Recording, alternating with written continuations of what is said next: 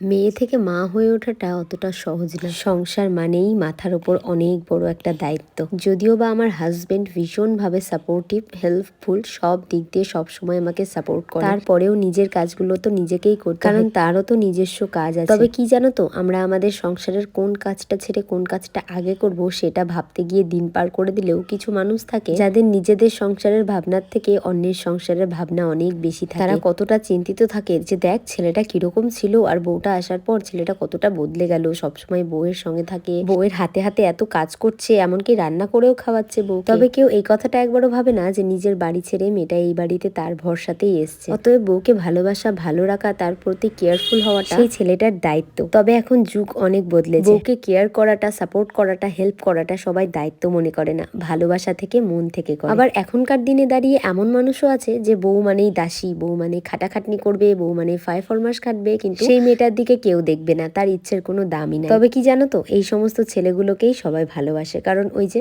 বউয়ের হয়ে খাটতে নেই, বউয়ের কথা শুনতে নেই, বউকে কেন সাপোর্ট করবে, হেল্প করবে, ও কি বউয়ের গোলাম নাকি? তবে সেটাই যখন নিজের মেয়ের ক্ষেত্রে যায়, নিয়মাবলীটা কিন্তু সম্পূর্ণ বদলে যায়। যুগ বদলাচ্ছে, মানুষ বদলাচ্ছে, তবে কিন্তু এই সমস্ত মানুষের কম কোনো জায়গায় হবে না। এরকম ছোটখাটো চিন্তাধারার মানুষরা থেকেই যাবে আজীবন আমাদের সমাজে।